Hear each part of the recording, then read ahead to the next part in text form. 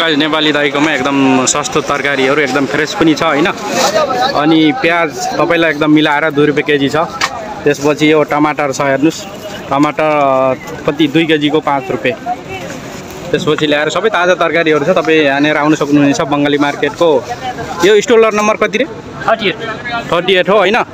तपाईहरु एकदम सस्तो पाइन्छ यहाँनिर आएपछि, तपाईलाई सबैभन्दा सस्तो पाइन्छ। त्यही भएर अब नेपाली भएपछि नेपालीकोमै किन्नुस् हैन, सस्तो पनि मिल्छ, तपाईहरुलाई नि फाइदा अनि उहाँलाई पनि फाइदा।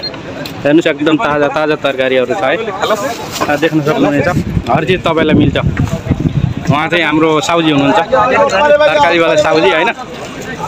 तपाईकोमा एकदम सस्तो छ है, सबै चीजहरु एकदम मिलाएर दिनुहुन्छ हैन। नेपाली काँक्राहरु पनि छ है, नेपाली काँक्राहरु पनि छ है। त्यसपछि ल्याएर नेपालको के चीज छ यहाँ? अकबरे होला, अकबरे छ कि छैन? अकबरे छ, अकबरे पनि छ रे, अकबरे पनि छ रे। त्यही भएर चाहिँ यहाँ आउनुस् है, बङ्गाली मार्केटको स्टल नम्बर अघि भनिसकेको छु।